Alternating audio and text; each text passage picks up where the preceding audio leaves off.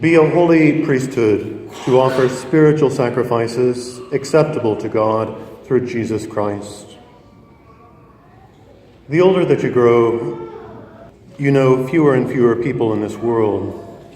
The older you grow, the fewer contemporaries that you have. The older you grow, the fewer people there are around who have shared most of your life with you. Because of this, the older you get, the more you look ahead to the future. There is a sharp difference between the elderly and young people in this regard.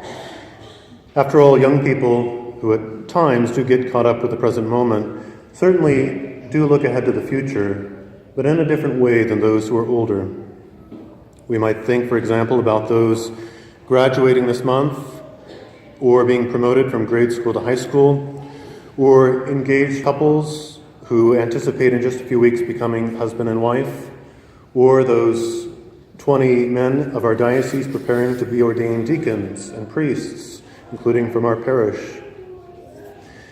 All of these young people look ahead to the future with anticipation, to the opportunities of high school, to the independence of college, to the paycheck that comes with a job, to the beauty of a shared life with one's spouse or ordained ministry. But all of those future realities that young people dream about are realities within this world here below. All of them are earthly opportunities, you might say. Then, on the other hand, those who are elderly also look to the future, but to the future that lies beyond the threshold of death, already passed by so many of those whom they've known. You might call this the opportunity of heaven. Regardless of whether you are young or old or somewhere in between, during these latter weeks of Easter, Jesus wants you to focus on heaven. After all, that's where he's headed, and he wants you to follow him there.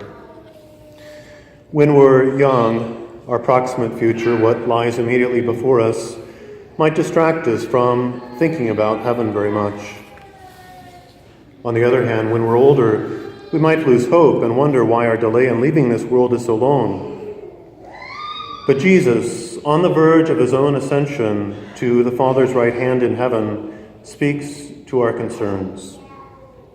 Jesus says, "I am the way and the truth and the life."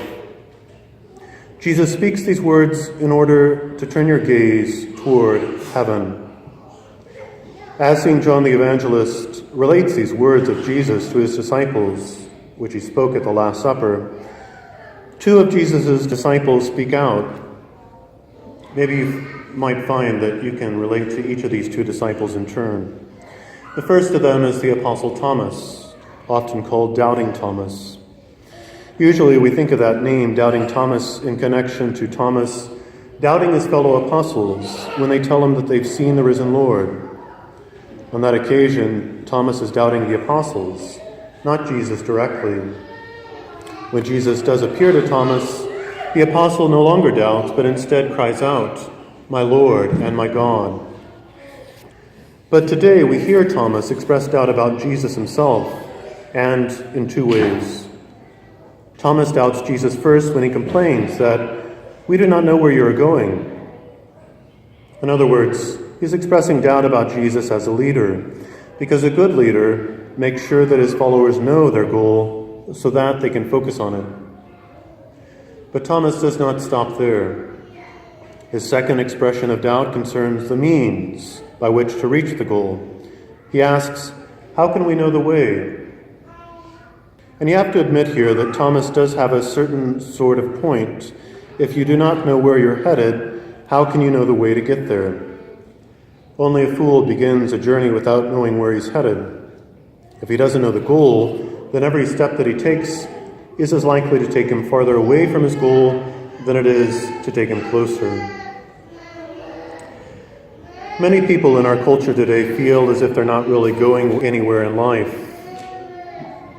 Neither the way nor the goal of their life seems to amount to much.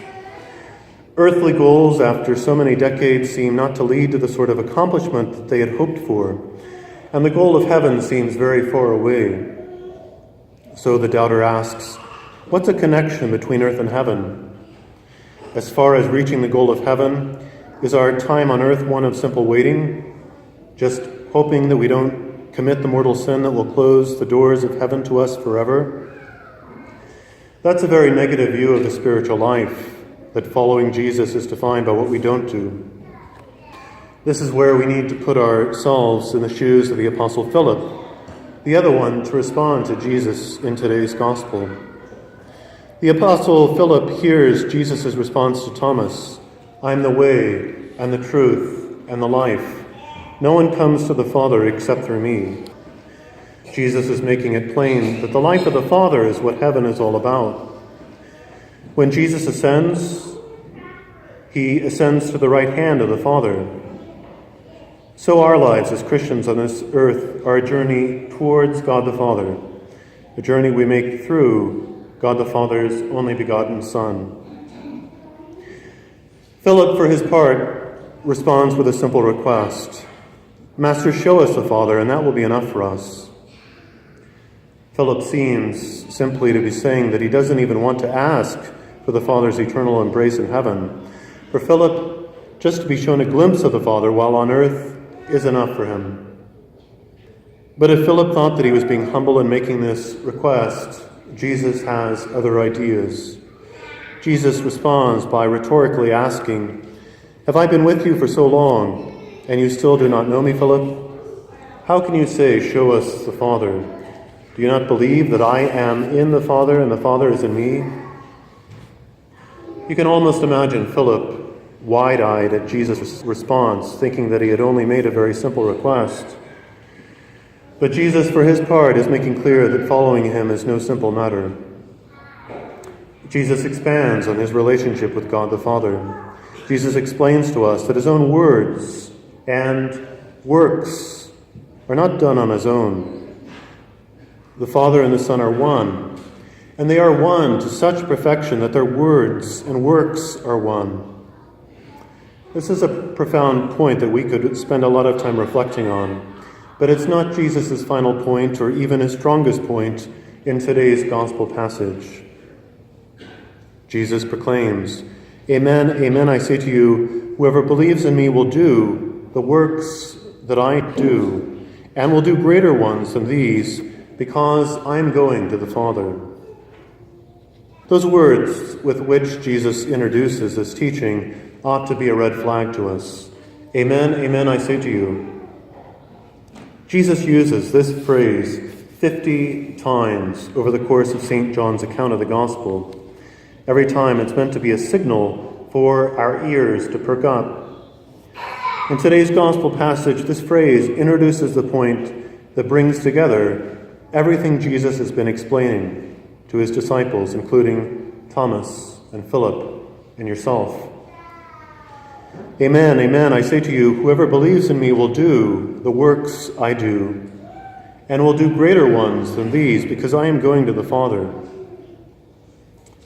Now, those words of Jesus are almost scandalous.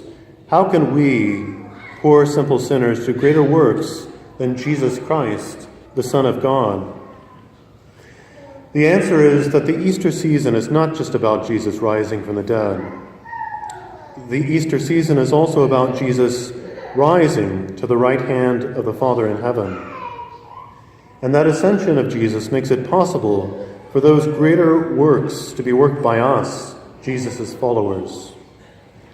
Whether it's the work of one's vocation to marriage or consecrated life or holy orders, or whether it's dedication in old age to an intense life of prayer and the acceptance of suffering, each and every Christian finds strength in the person of Jesus Christ, who animates us as the members of his mystical body on earth. Jesus is the only way that leads to the embrace of God the Father in heaven. If you remain close to Jesus, you are already on the way.